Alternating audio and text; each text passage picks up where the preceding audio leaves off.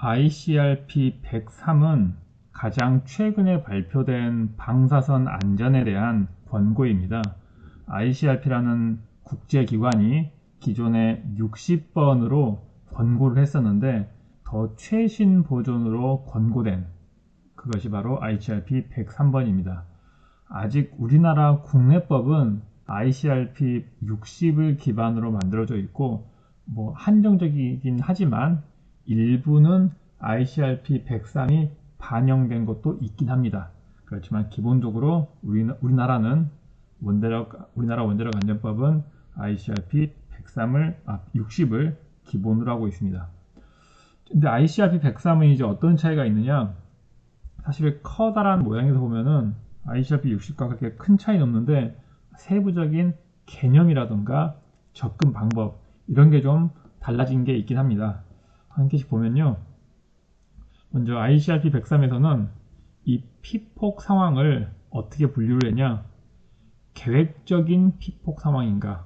혹은 예상치 못한 비상 피폭 상황인가? 또는 이미 이런 계획을 세울 당시부터 존재하고 있던 그런 방사선에 의한 피폭인가?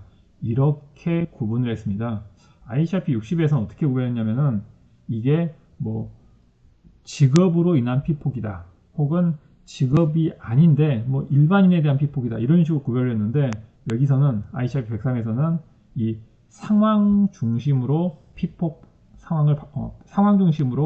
피폭을 구별한 겁니다. 그래서 이 상황이 계획적인 피폭 상황, 그러니까 내가 이 피폭을 예상할 수 있었던 상황이다 라고 하면은 그건 계획 피폭 상황으로 분류를 합니다.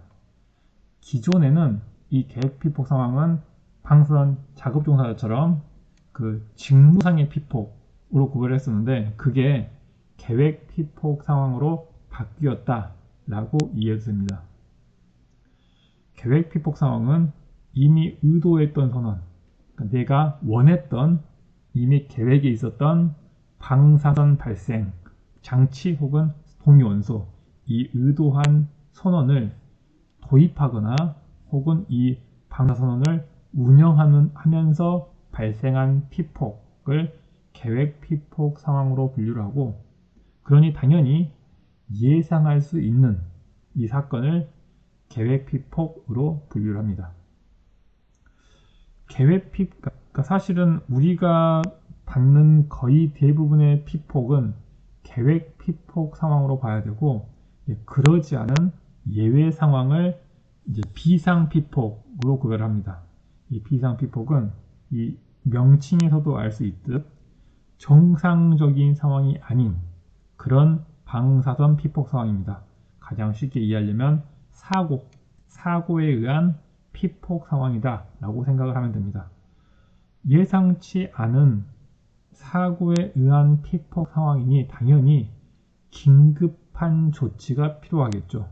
긴급한 조치라고 하면은 지금 받는 방사선량을 줄이기 위한 급하게 취해야 하는 조치, 그 조치가 필요한 그런 상황입니다. 당연히 예상치 못한 피폭이고요. 자, 기본적으로는 계획 피폭 상황, 그리고 계획 피폭이 아닌 상황은 다 비상 피폭 상황으로 구별하면 됩니다. 자, 그리고 마지막 하나의 분류는 뭐냐? 이런 방사선 피폭을 예상을 하든 예상 못한 상황이든 이런 것과 아무 관련 없이 원래 기존에 있었던 피폭이 있습니다. 가장 쉬운 예로는 자연 방사선. 이런 건 내가 계획을 하고 안 하고를 떠나서 혹은 이게 사고다 아니다를 고민할 자체가 필요 없이 원래 이런 ICRP든 원자력법이든 뭔가 방사선 피폭에 대한 기준을 만드는 이런 시점부터 이미 있었던 그런 피폭입니다. 그러니 이건 계획 피폭 혹은 비상 피폭과는 별도로 구별을 하는 겁니다. 이거 이름을 기존 피폭 상황이다 라고 분류를 한 거죠. 또 하나는 좀 예외적인 경우이긴 하지만 비상 피폭, 즉 사고가 일어났으면은 보통은 사고 수습을 하거나 혹은 이 사고 난 지점에 있다 하더라도 사고 지점을 벗어나게 돼서 더 이상 피폭을 당하지 않는 상황이 당연합니다. 그런데 이 비상 피폭 상황으로 인해서 발생한 오염이 너무 광범위하게 벌어져서 이 피폭이 너무 당연시돼서 피할 수 없는 그런 기존 피폭 상황처럼 변해버리는 경우가 있습니다. 그럴 경우에는 이거 역시 기존 피폭 상황으로 인정한다 라는 겁니다. 이건 어떤 얘기냐면은 60년대 미국과 소련의 핵폭탄 실험을 굉장히 많이 했고 이걸로 인해서 지구 전체의 백그라운드 설량이 올라갔습니다. 자, 이건 분명히 핵폭발 실험으로 인한 피폭이기 때문에 이걸 계획 피폭 상황으로 볼 수도 있고 이 실험을 한 사람은 계획 피폭 상황이겠죠. 그리고 이걸로 인해서 받은 일반인들 입장에서는 비상 피폭 상황으로 분류될 수 있습니다. 그런데 시간이 지나서 이 방사성 낙진이 전 지구에 균등하게 분포돼서 지구 전체의 피폭량을 늘려서 지구의 백그라운드 상황이 돼버리다 보니 이걸 굳이 계획 피폭 혹은 비상 피폭으로 구별하는 것 자체가 의미가 없는 겁니다. 이 계획 피폭과 비상 피폭을 구별하는 이유는 이 사람에 대한 방사선 피폭을 줄이기 위해 그 목표를 세우고 방법을 정하는 건데 이 방사선 낙진으로 인한 지구 전체 피폭량 증가, 즉 자연 방사선의 증가는 굳이 이걸 어떻게 구별을 하더라도 이 피폭을 줄일 방법 자체가 없는 거죠. 즉 자연 방사선이 아니었지만 자연 방사선처럼 돼버린 거죠. 그래서 이런 비상 상황 후 장기적 피폭 상황, 즉 인위적인 방사선이었지만 마치 자연 방사선처럼 되어버린 상황은 이거 역시 기존 피폭 상황으로 인지를 하고 그렇게 관리하는 게 현실적이다 라고 판단하는 겁니다. 이건 지금 ICRP 103번에서 제시한 이 피폭 상황에 대한 분류 기준입니다.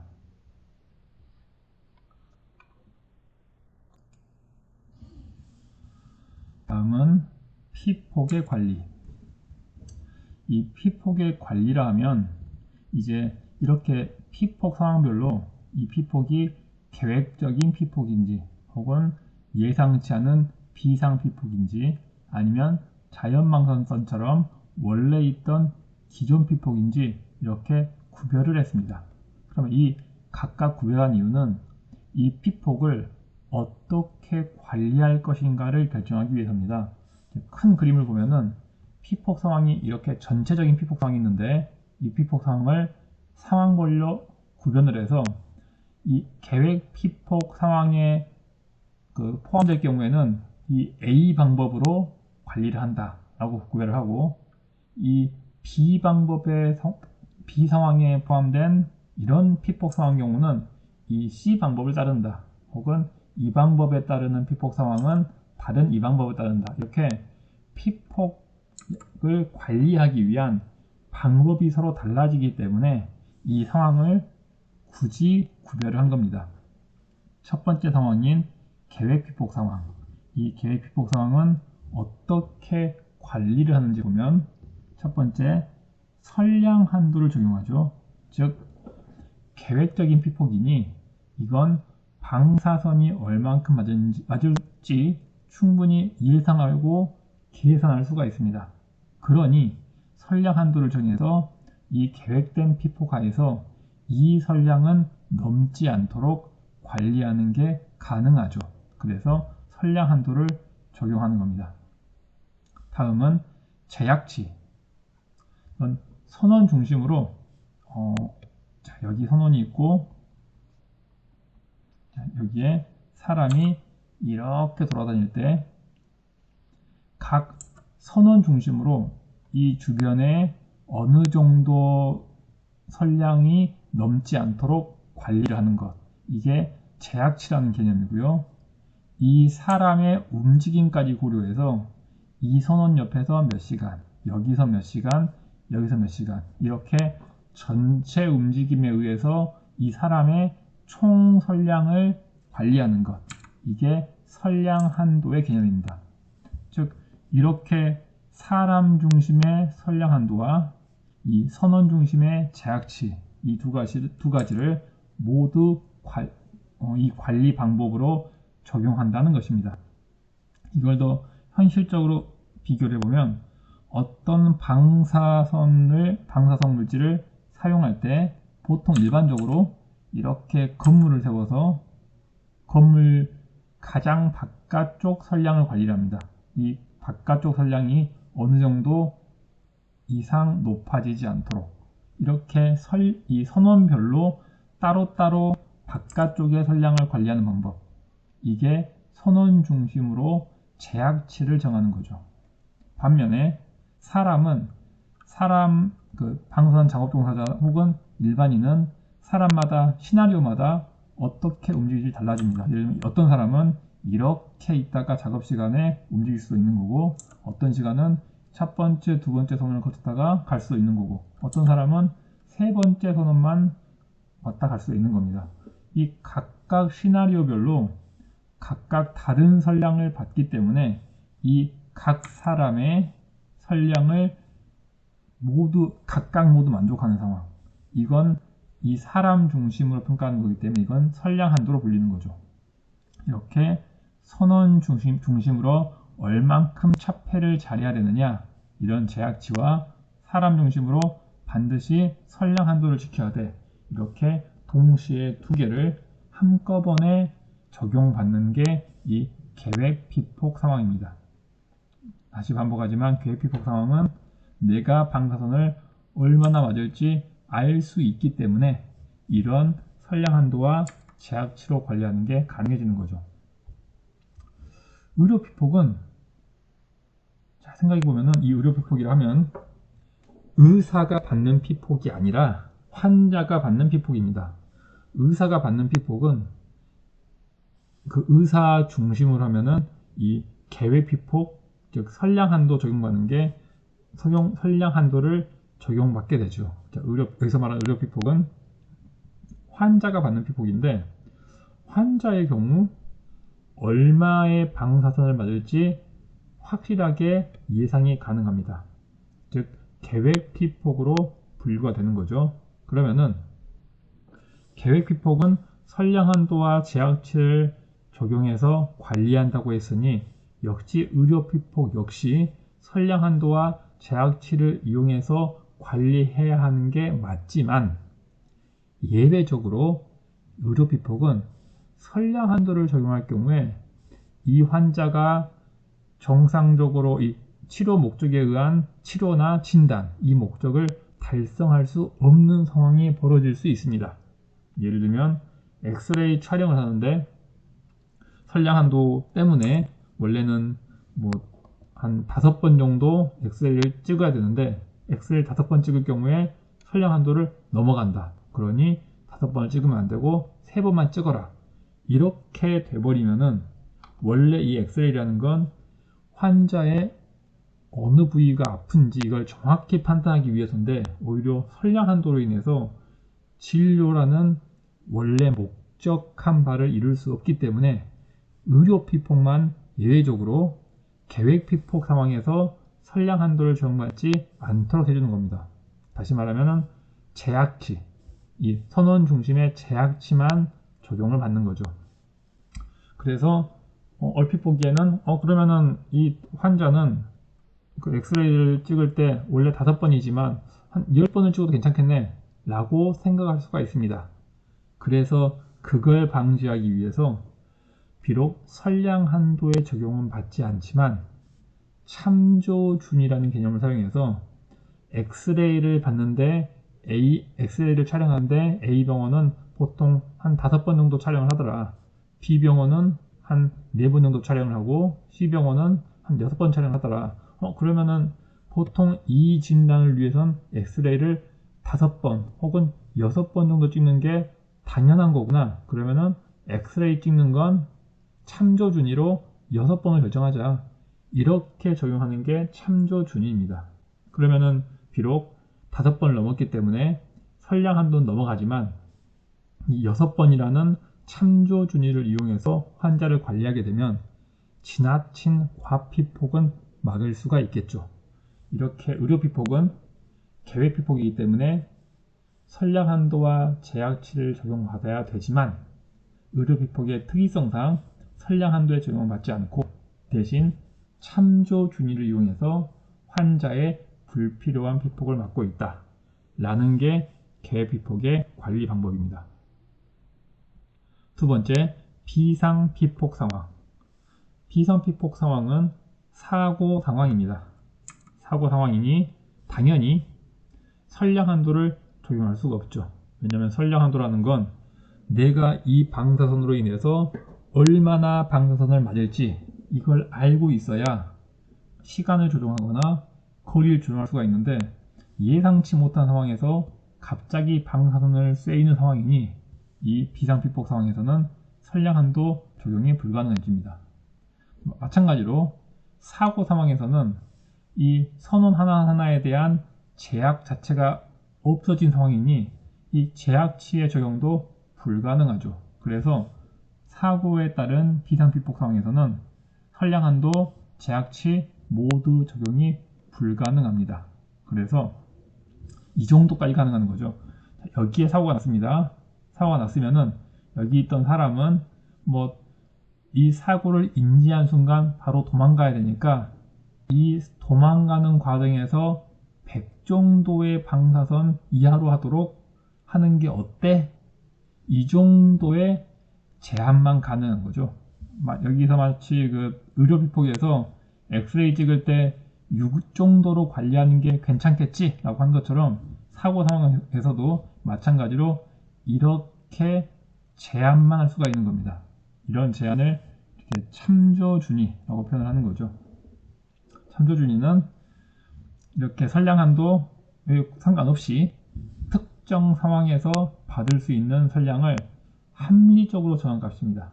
예를 들면 엑스레이를 사용하는 사용 장소에서 화재 사고가 났을 때 이걸 인지하고 도망갈 때까지 시간을 고려해서 100 정도의 참조준위를 적용하는 게 괜찮겠어 라던가 엑스레이가 아니라 RI를 사용하는 곳에서 낙하 사고가 나서 피산된 경우 이때는 도망갈 때 좀 더 어려울 테니까 한 200 정도의 참조준위를 적용하면 괜찮을 것 같아 라는 식으로 제안을 하는 거죠. 그렇게 관리하는 게 비상피폭 상황에 대한 관리입니다. 즉 비상피폭 상황에 대한 관리는 선량 한도도 불가능하고 제약치도 불가능하고 어쩔 수 없이 참조준위만 사용한다는 겁니다. 기존 피폭 상황도 유사한데 이 기존 피폭 상황은 자연방사선입니다. 그러니 내가 집에 살면서 회사를 왔다 갔다 하거나 학교를 왔다 갔다 할 때 어쩔 수 없이 받게 되는 그런 자연방사선입니다. 이러다 보니 선량 한도보다는 물론 훨씬 낮은 선량이긴 하지만 이건 내가 임의로 제한할 수 있는 방법 자체가 존재하지 않습니다. 왜냐하면 하루 24시간 살면서 그냥 피폭 당하는 게 이 기존 피폭 상황이기 때문에 선량 한도를 정한다 하더라도 이 선량 한도를 지키기 위해 어떤 노력을 할 방법 자체가 존재하지 않습니다. 또 하나 이건 우주에서 오는 방사선 혹은 음식에서 오는 방사선이기 때문에 이 선원 자체를 뭔가 차폐를 해서 막는 방법 역시 존재하지 않습니다. 그래서 이 기존 피폭 상황, 즉 자연방사선은 선량 한도를 적용도 못하고 이 선원 중심의 제약치 적용도 못합니다. 그래서 할 수 있는 게 뭐냐?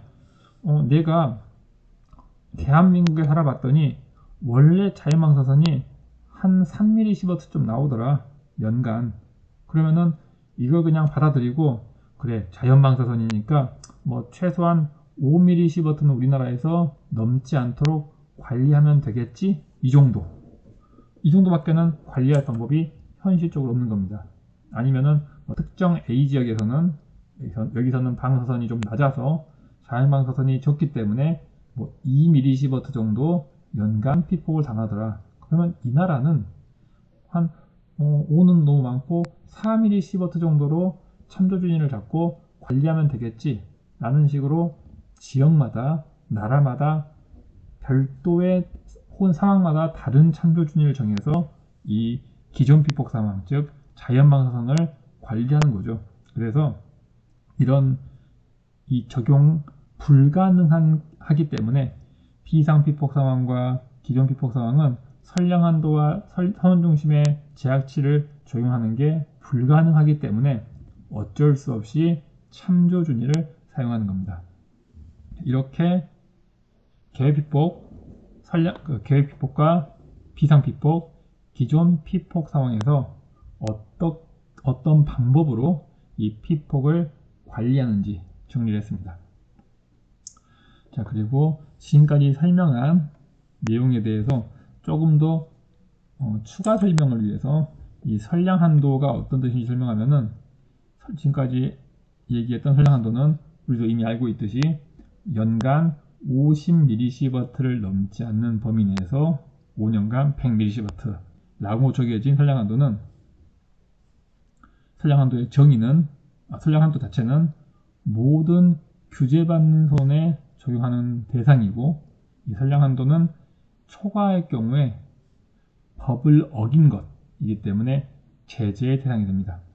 이게 왜 이 한 줄을 써놨냐면은 선량한도의 의미를 자세히 생각해 보면은 선량한도는 방사선을 맞는 상황에서 이 절대 넘어서는 안 되는 이 값이 선량한도인 거죠. 그러면은 선량한도의 의미는 이 선량한도보다 조금 맞을 경우에 안전하고 이 선량한도보다 많이 맞을 경우에 위험하다라는 의미가 아니라 그냥 이 피폭 상황을 관리하기 위한 관리 목표일 뿐입니다. 그리고 이 어떤 사람이든 간에 적어도 이 선량한도 자체가 내가 합법적으로 받을 수 있는 방사선의 최대값이 되는 거고요. 그리고 불법적인 법을 위반하는 피폭 상황의 최소값이 되는 거죠. 이런 식으로 다양하게 선량한도에 대해서 표현할 수가 있습니다. 피폭을 관리하는 방법에는 주로 이제 선량한도와 이 제약치 이게 적용돼서 각 상황마다 선량한도를 적용할 수 있느냐 적용할 수 없느냐 이 제약치를 적용할 수 있느냐 적용할 수 없느냐에 대한 얘기를 했습니다. 그리고 선량한도를 적용할 수 없는 상황에서는 참조준위라는 것을 적용한다 라고 설명을 했죠. 이 참조준위는 선량한도와 별도로 상황에 따라 정한 그런 기준이었습니다.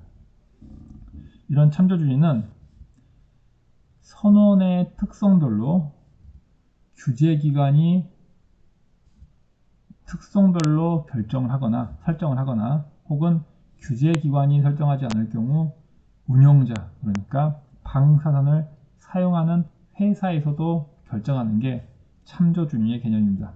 ICRP에서는 이 참조준위를 정확히 정하지 않고 이렇게 하는 게 어때 정도만 하고 있습니다. 그런데 이 참조준위가 우리에게는 굉장히 익숙하지 않은 개념인데 그 이유가 원자력 안전법에서 참조준위를 사용하고 있지 않기 때문입니다. 왜 원자력법에서 참조준위를 사용하지 않고 있느냐? 참조준위는 어떤 개념이냐면은 원래 선량한도를 이렇게 정하고 선량한도를 일단 편의상 20mSv 연간으로 가정을 했을 때 A라는 작업을 할 때 피폭량이 예를 들어 5가 나왔다 라고 한다면은 연간 5가 나왔다면은 이 A라는 작업은 누가 몇 번을 하더라도 이 좀 과피폭을 당하더라도 이 절대 선량한도를 넘지 않을 거기 때문에 항상 법의 테두리 안에 있게 됩니다. 자, 그런데 규제기관에서 이 A 작업을 하는데 이렇게 어떤 사람들은 5 정도 피폭을 당하는데 어떤 사람은 한 15 정도 되는 피폭을 당하면은 규제기관 입장에서는 이 사람 너무 많은 피폭을 당하는데 이 사람의 피폭량을 더 줄일 수 없을까라고 고민을 하게 되죠. 그러나 법은 20mS라고 정해져 있기 때문에 규제기관이 강제로 정할 수가 없습니다. 또한 운영자 역시 이 작업자의 건강을 생각해서 다른 사람은 다 5mS로 작업을 하는데 어떤 한 사람만 15mS로 작업을 한다면 이 사람의 작업 방법이라든가 작업 습관을 바꿔서 이 사람의 피폭량을 5로 낮추고 싶을 수 있습니다. 그렇지만 단지 기준이 없을 뿐이죠. 그러면 어떻게 하느냐?